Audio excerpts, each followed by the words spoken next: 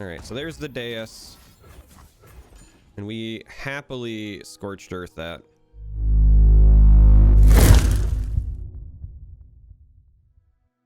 Are you tired of being asked to prom by blades?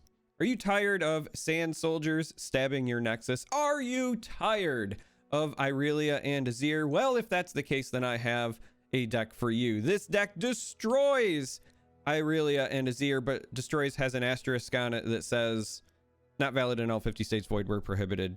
Because the reality is no deck destroys any other deck. This is a card game after all. And things are never as polarized as people will lead you to believe.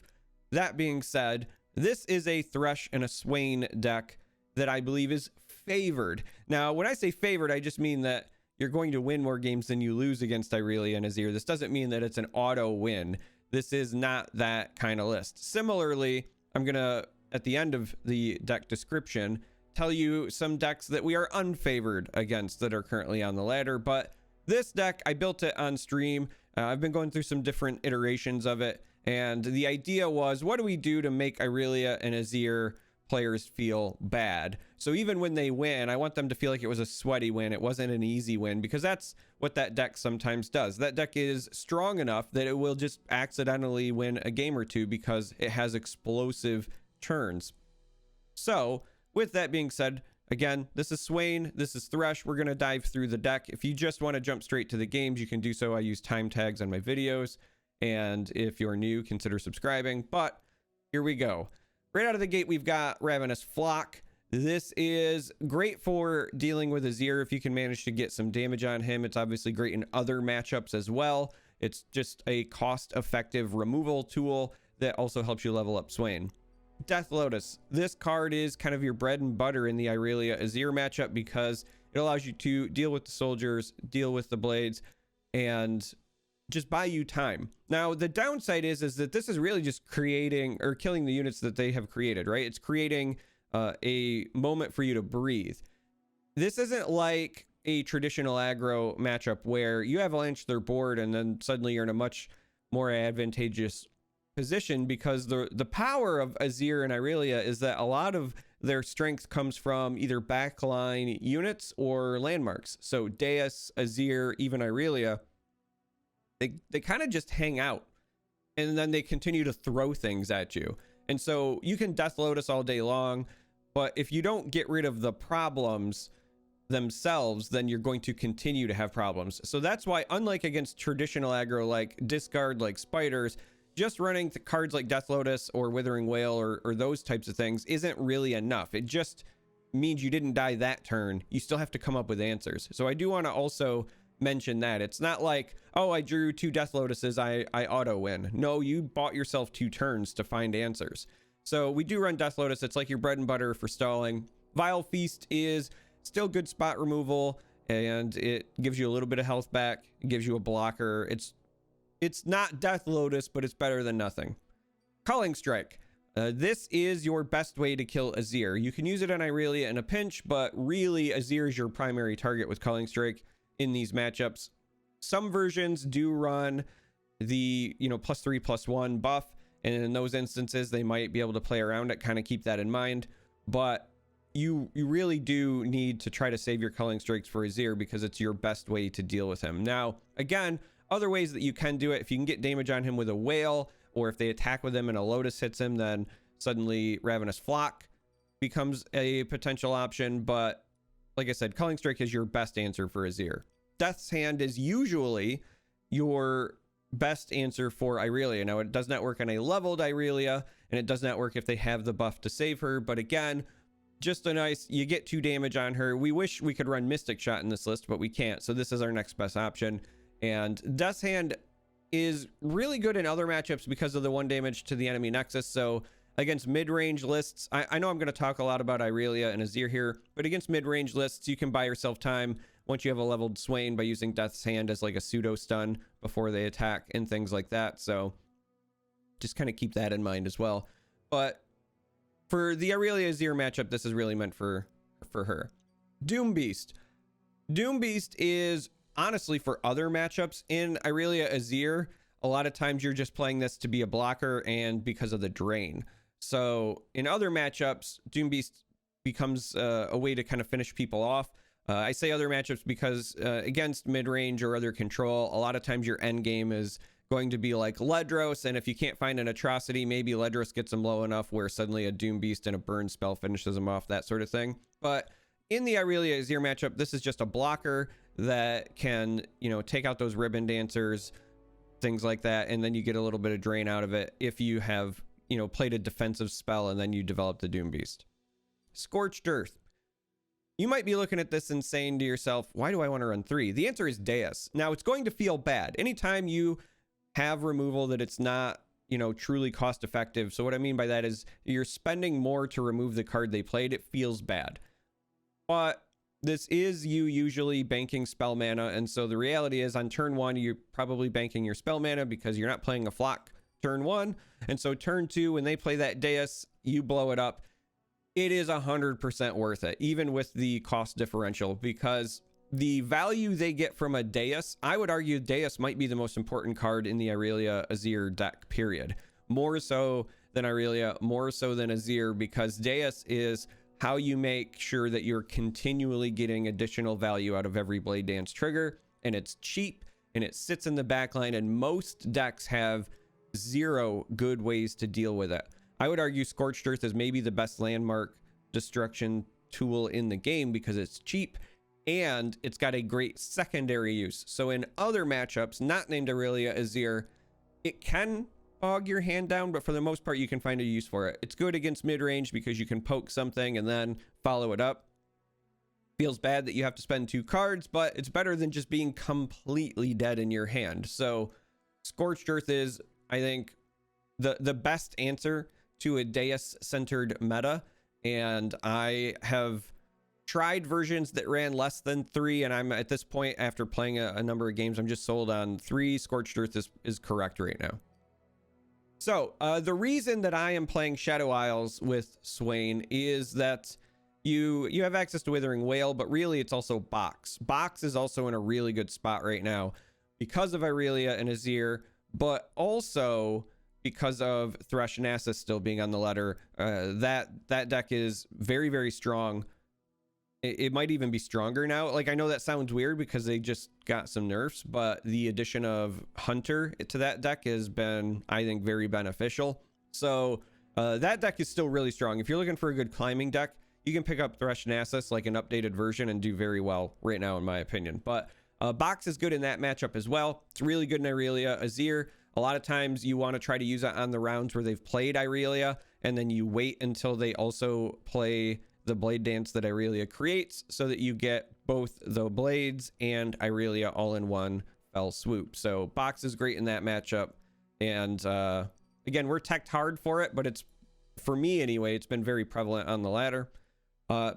Champions, Swain and Thresh. Thresh, I think, is really good. This is actually why I think Thresh Nasus is in a good spot right now, because Thresh is really good against Azir lists, because when they attack with those Sand Soldiers, whether you block them or not, they're going to die, and they help you level up your Thresh, and then you get whatever you want. So in a Thresh Nasus list, you're getting your free Nasus. Here, we're getting a free Swain, and Swain is honestly not half bad either. Now, he is amazing once you have leveled Swain, but even not leveling Swain, you can start threatening some good damage. There's not many units that block Swain just naturally in Irelia and Azir.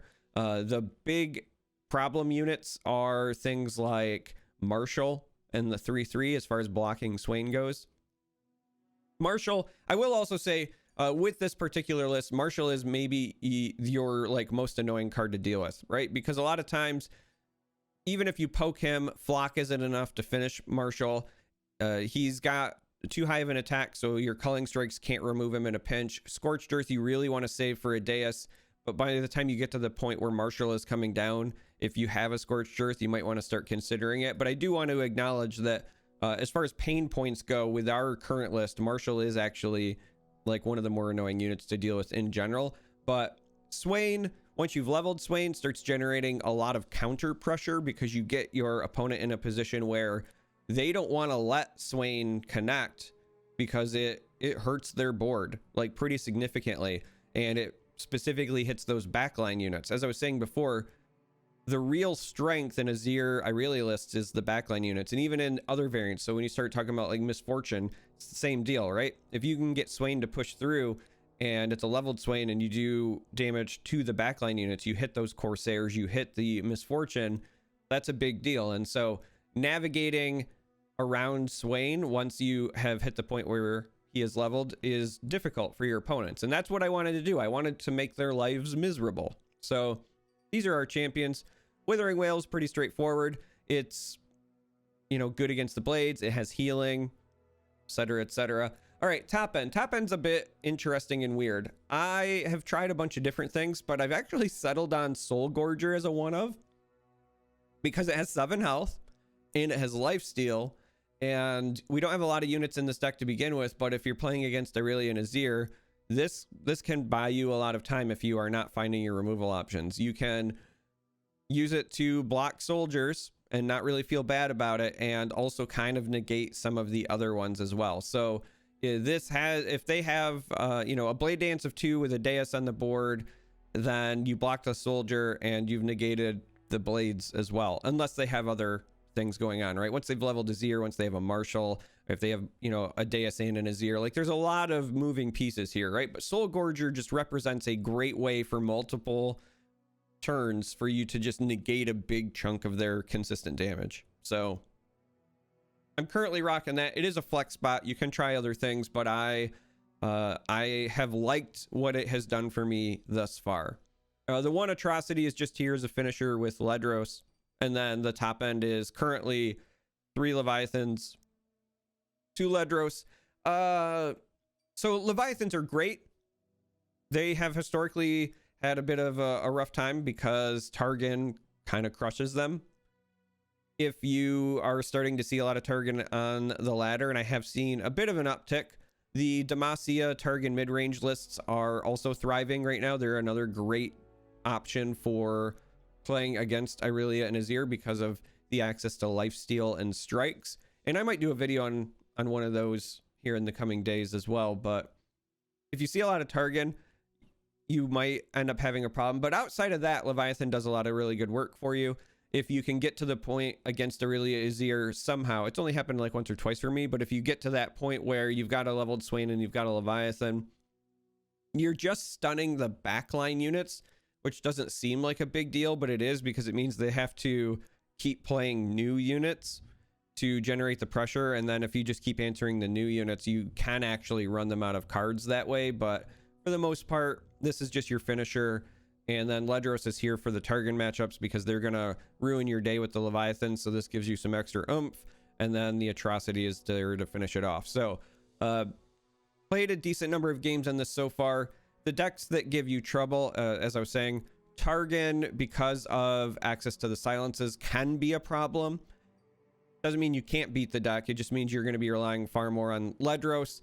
And it's also going to be a bit draw dependent, because if they play a bunch of their big mid-range threats and you don't have the right answers, because we're teched for a go wide board.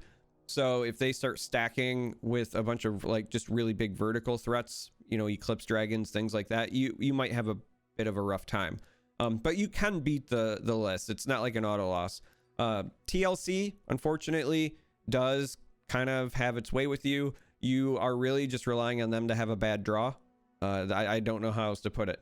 We don't have much in the way of the ability to stop their game plan. I mean, if you can get a leveled Swain on the board and you've got things like Death's Hand where you can ping the Nexus, then when they play a Watcher, you can ping the Nexus. It'll stun that before they get the chance to attack, that sort of thing. But the reality is it's very hard to level your Swain in that matchup because they just don't play enough units for you to nuke. And we don't have a lot of great ways to do it ourselves.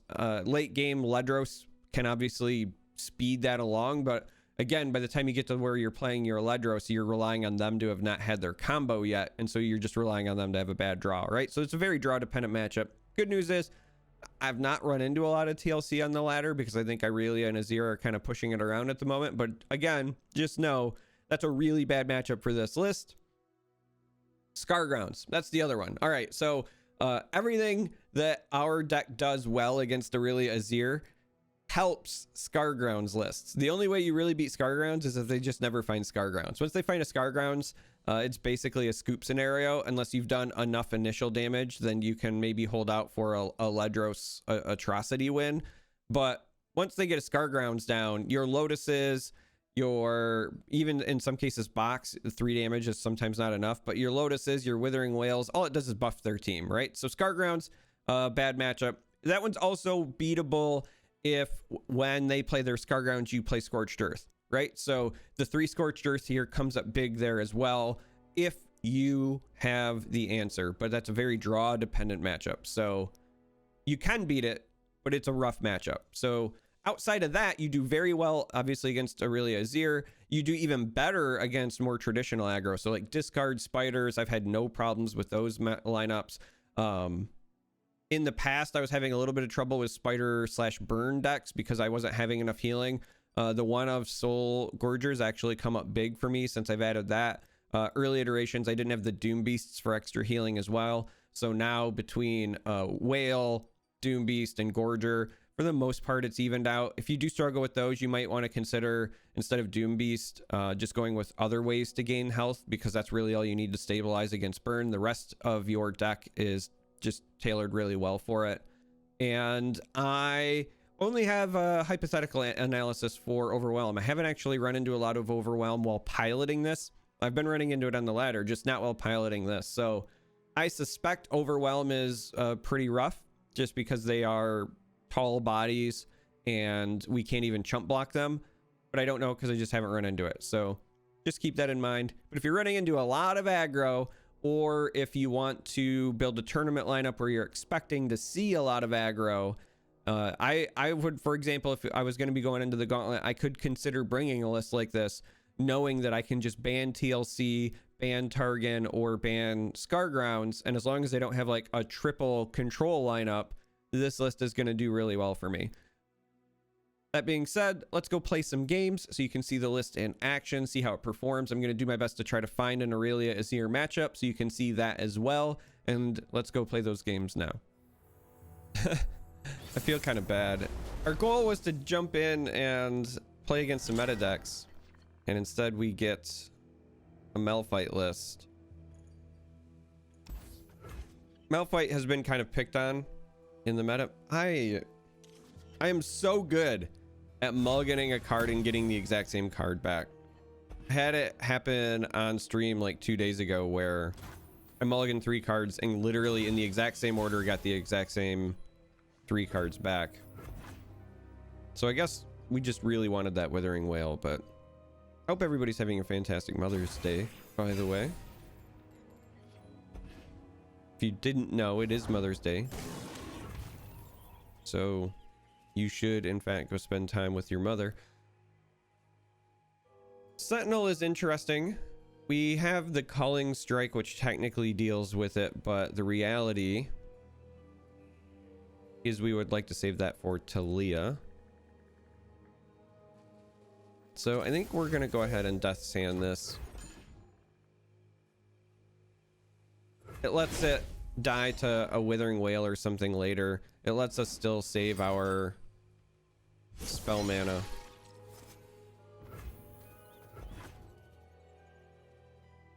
We're not actually going to use a Lotus or anything like that here, but the hand is more of a preemptive setup play.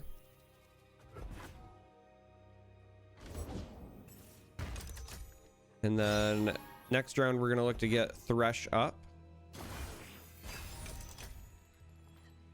We're kind of doing nothing to pressure them, which is the downfall of this deck. So there is theoretically a real risk to us because we don't have a Scorched Earth in hand, which is the best way to deal with a Malphite.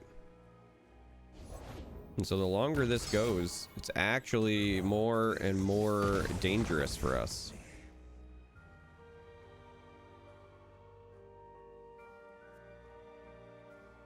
Interesting that these are actually a mana cost 2 landmarks. That means that it does indeed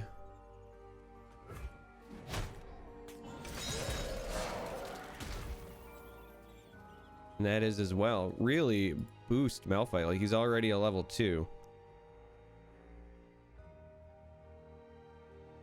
And yet, we still don't have what we're looking for. So they could be dropping a Malphite right now. A level 2 Malphite could be in the cards. It's very, very likely. There it is.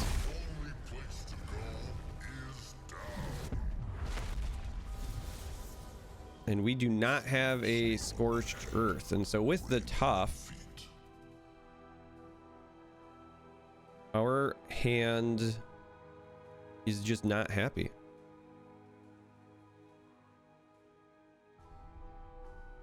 Not happy one bit.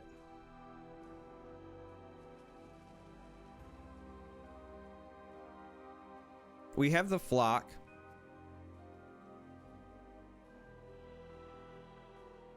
Still, we can't even get Swain leveled up at the moment, which is also a wee bit sad, but we do have the flock to get some damage additionally on the Malphite. This Swain being vulnerable means this one will assuredly die. We'll have to bank on one from a Leviathan later being what helps us out. I think we do this just to try to push this damage. It helps with leveling Swain. It helps with obviously damaging the Nexus. It damages Malphite because there's a chance that later on they start popping stuns and we don't have a good way to get that damage on Malphite. Potentially. And we top deck the Scorched Earth, so that helps out a lot as well. As far as our game plan goes.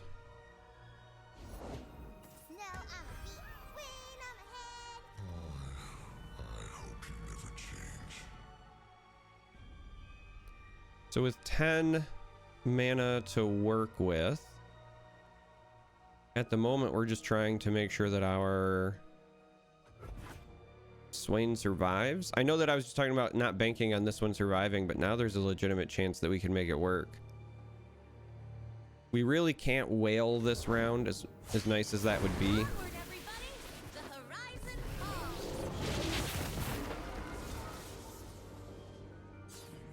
Well, this is a instant attempt at a culling strike.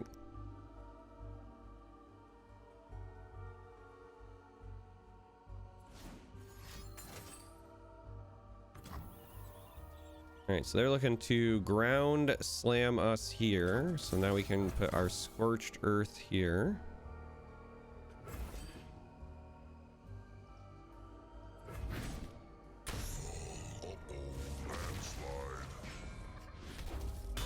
And then we're gonna just wait and see, because they might actually try to use, oh, they're just gonna push the damage. Okay, I was gonna say they might actually try to use chip,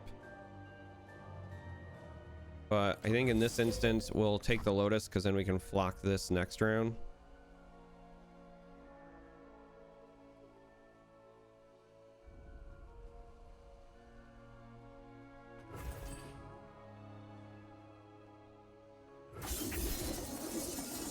It also means that our Swain at that point would be leveled up from a flock.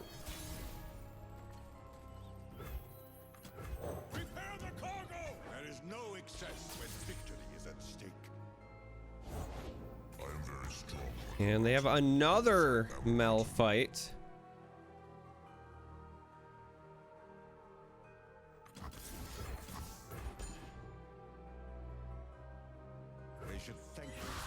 Either way, we want to do this because we need this Swain leveled up.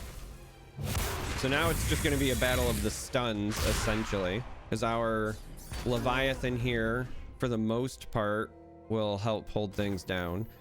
The big concern at the moment, however, is the fact that they are playing Targon. So if they have any of the Invoke package, they would have access to something like Equinox.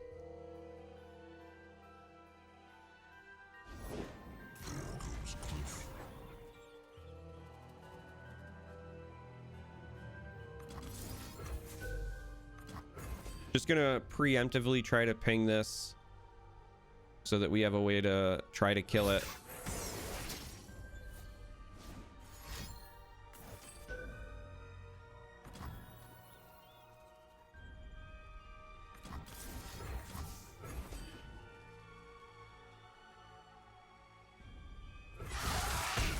So that flock goes off.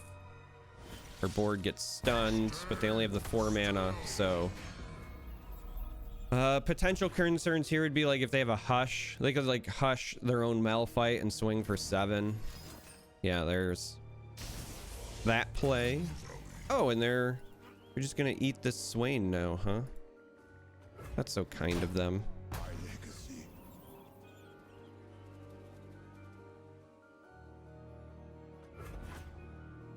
I think that's just the way that it's got to be.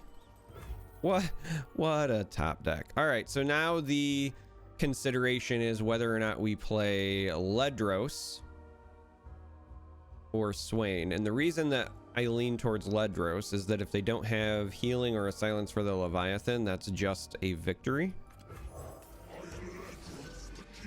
Ledros damage rounds up. But again, this is Targon, so healing and silences are the sorts of things that you anticipate, but we get a surrender. So poor Malphite, even when we had a bit of a clunky start, Malphite's just doing Malphite things. So that's game 1, and let's go play another. So here we are against Irelia Azir. And this is an awful starting hand. We want to send all of this back. We are looking for Lotuses. Scorched Earth is pretty good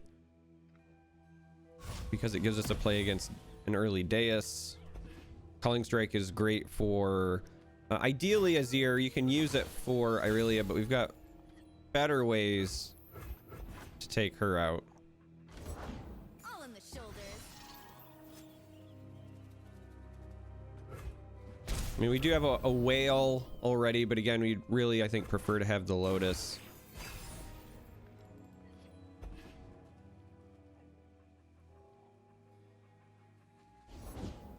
All right, so there's the Deus, and we happily Scorched Earth that.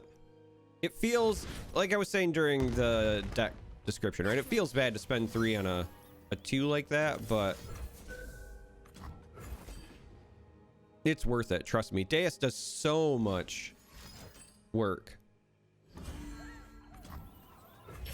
So much work for them that I think that's fine. All right, so we got a shaped stone out of him. We got a Deus out of him.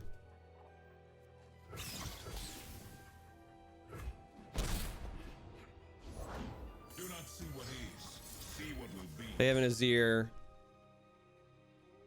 We have a Culling Strike.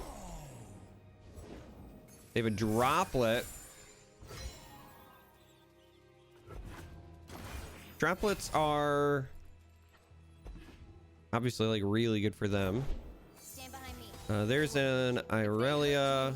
I'd never forgive. We're gonna try to catch this right now with a hand. It does mean that we can't whale this round. So they save it Coming at ya. with a homecoming and push a little bit of extra damage.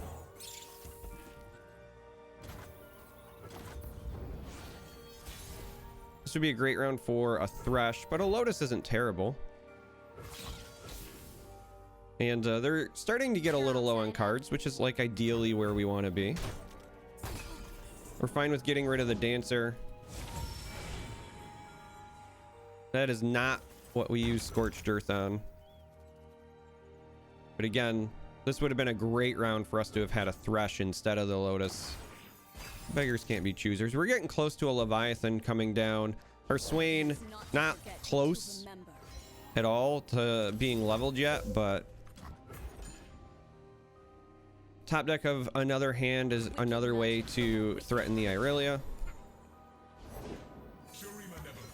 That Azir is problematic because it's going to level. And there's not a lot that we can do about that.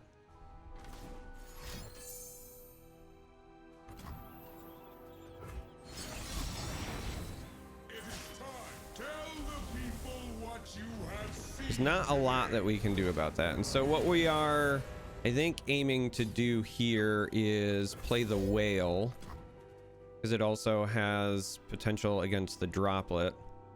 And then on a future round, we might just have to use a Scorched Earth here instead of on a dais.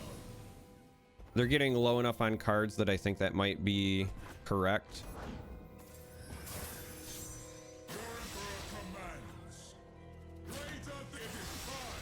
Or they can attack with the Azir, and perhaps a flock is enough to take this out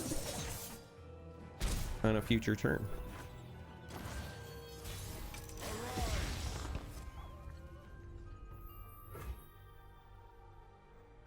We're gonna go ahead and develop the Leviathan. This is a bit risky because we have no spell mana to back it up.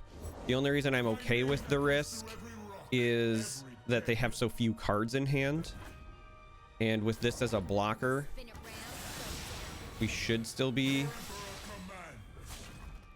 okay, because on future rounds we have enough that we can stop this, hopefully.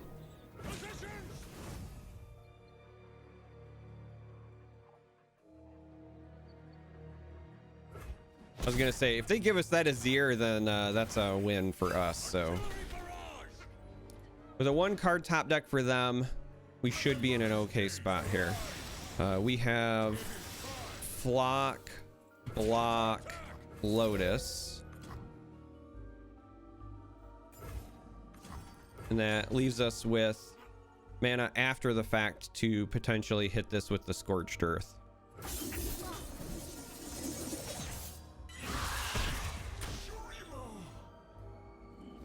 Now I say potentially because the other option that we have at the moment is we could develop the Swain. We're worried about whatever this last card is. I think that the Scorched Earth is still correct. If this is another Blade Dance, just even removing another potential trigger is a big deal. And so the Leviathan gets the pressure. We start with the Swain.